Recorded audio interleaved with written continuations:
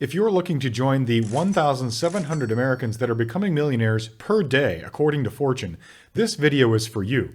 And in that case, I'll bet you've at least heard of the Dave Ramsey Baby Steps. For many, the baby steps have been a ready-made plan that ends up dominating on the battlefield of wealth building. So in this video, I'm going to share with you step-by-step ideas on how to implement each one of the 7 baby steps. Ideas that I've put into practice and been successful with on my personal path. And you might have some questions about the baby steps or heard people criticize them. Questions like, are the emergency fund sizes big enough? Or is the debt snowball approach really the best way to pay off debt? And finally, the baby steps are awfully rigid, aren't they? What if they don't fit my personal situation? In this video, we're going to address all of those questions as well. And if you're looking to be a wealthy or wealthier person in the future, you'll want to stay till the end of the video because by the end, you'll have an actionable plan to be completely debt-free. And as Dave says, you know what people with no debt do? Whatever they want. Dave's baby step 1 is to save $1,000 for your starter emergency fund. Here's what I recommend to make this happen. Go into your bank account and create a new separate savings account. I use Chase for my basic banking, and they let you set up multiple accounts. I have somewhere around 10 in total for various things, but you only need one for baby step 1. You can name it anything you want, but I name mine exactly what they are. So in this case, you can name it Starter Emergency Fund. Then go into your bank's automated account transfer section and set up automated transfers on payday from the account that receives your paycheck to this new savings account. Set the weekly or bi-weekly amount to whatever you can afford, and that's it. So if you're starting from $0 and you do $50 a week, you'll have $200 a month, and in 5 months, you'll have baby step 1 complete. Done. But then, is $1,000 enough? I'd consider something like $1,000 plus $500 for each additional member of your household. Baby step 2 is to pay off all your debts, excluding your house, using what is called the debt snowball method. Here, you make a list of your debts from smallest to largest and start paying them off. You actually ignore the interest rate and focus only on the balance size. Now, I like several things about this method. First, it gets you results quickly. Knocking out that first small debt is a big mental high in the financial headspace, and that's a motivating thing. The next debt paid off is another financial high. So in a sense, it gets you quote-unquote addicted to financially crushing it. This will help keep you focused when the people around you are getting their emotional highs by spending money. And the more debts you pay off, the more you will realize your path is objectively beneficial and that theirs is objectively damaging. And the more you'll pride yourself on paying off debt in the face of wasteful spending. As an example, I could buy a nice Ferrari in cash tomorrow, but you know what I drive?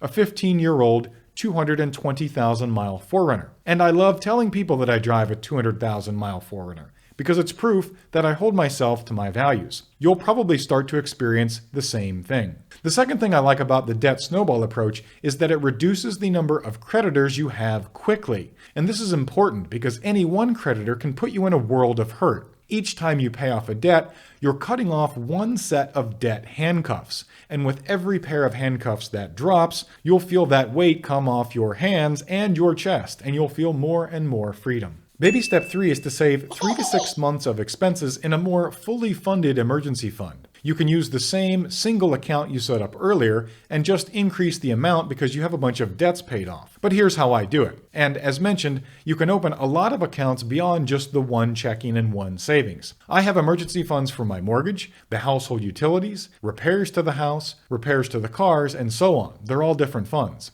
And so back to Dave's words, an emergency fund turns an emergency into an inconvenience. This setup of having emergency funds for each type of expense is awesome. So let's say that I have a bunch of equity in my house, retirement funds, digital assets, a mortgage fund, you may have a rental property, and so on. The transmission on my or your car goes out and it's $3,000. Well, just because I have those other assets doesn't mean I have $3,000 doing nothing but sitting in my checking account waiting to pay off a car repair that came out of nowhere. But if I have been saving for car repairs a little bit at a time for the last 2 years and have $4,000 in that emergency account, well, that's a game changer. I'm annoyed that I have to take money out of my emergency fund to pay for car repairs, but I don't have to cancel dinners out or delay purchase of other things, or even worse, go backwards in the baby steps by putting the repair on a credit card. Zooming back out to the concept of step 3 overall, meaning saving the 3 to 6 months of emergency funds only after step 2, which is paying off all your debts, including your cars. This is where my personal opinion may vary from Dave's a little bit, and this is what I mean. Let's say you have credit card debts and a car loan. Personally, I would pay off all the credit card debt and then build up my emergency fund to at least 3 months. Then I'd return to paying off the car loans. And after paying off the car loans, I'd then take my 3 months of emergency fund out to the full 6 months. And then I would move on to step 4. And if you have a leased vehicle, consider subscribing because we'll be covering how to handle that situation in a coming video. Here's the final thing I like about the debt snowball approach, and Dave's baby steps overall. It's that they take human behavior into account. Meaning you could point out that it's mathematically better to pay off the largest balance, highest interest rate debt first. And I'm an engineer, so I love mathematical truth. But when considering my approach to wealth building, both for myself and others, I want to heavily weight what actually works when human beings are involved. And this approach works. After paying off all your debt, and you've saved 3 to 6 months of emergency fund, Dave's baby step 4 is to save 15% of your household income into your retirement account. It doesn't matter if you're 55 years old or 20 years old, this is step 4. Now, according to the National Study of Millionaires by Chris Hogan, over 90% of self-made millionaires used a 401k to get to their millionaire status. I can't give you specific financial advice, but if it worked for 90% of millionaires, is it something that you should probably do too?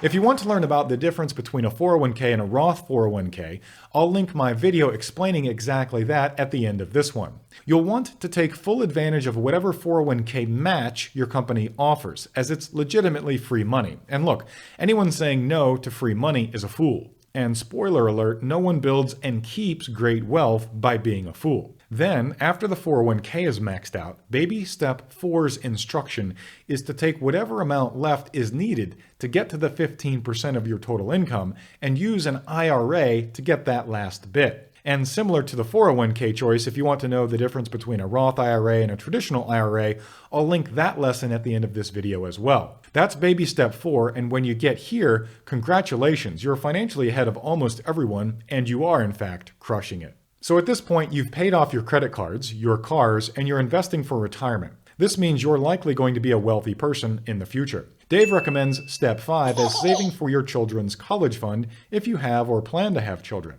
If you want to know the basics of how a 529 plan works, which is for saving for your children's college fund, you guessed it, I have a video covering that too. If there's space left for another card at the end of this video, I'll add that one as well. Otherwise, I'll put that link in the description below. Now, if you've made it this far in the video, you must be serious about becoming a millionaire or building into multimillionaire status, so leave me a comment below with what step you're on right now. And by the way, if you're just now committing to step 1, that's the most life-changing step there is. So not only post that loud and proud in the comments as well, but give the like button a smash for the algorithm to boot.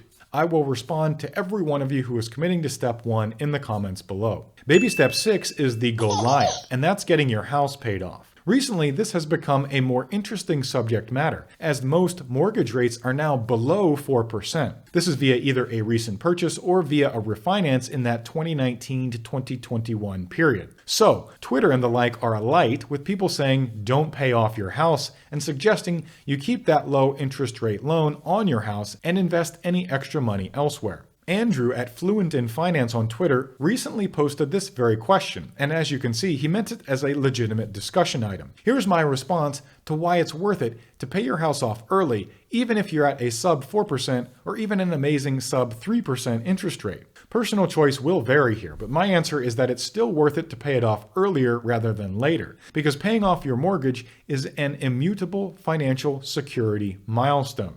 Immutable means that it can't be changed. Once you've got it paid off, that's the last set of handcuffs that falls off and you're safe, essentially for life. The only way you could put yourself back into housing danger is to do something like take out a HELOC, and I've got a video on that as well if you want to go deeper into those. But people have strong opinions on the pay off your mortgage early thing, particularly if they have those very low rates. So leave me a comment with your mortgage rate if you have one, and why you plan to either keep it or pay it off early, even if you disagree with me. Now, after your house is paid off, you get to do whatever you want. Here, you should be putting into place, or maybe already have, umbrella insurance to protect against predatory lawsuits, and you'll want to establish things like revocable or even irrevocable trusts to make sure your assets aren't stolen. But those are details for later. And of course, let's not forget about the second part of Step 7, which is giving to others. And not only for the purpose of making others' lives better, but also for contributing to your Maslow's Stage 5, your self-actualization. I'm Alex Stoermer, reminding you it's never too late to be the best you've ever been, and I'll see you in the next video.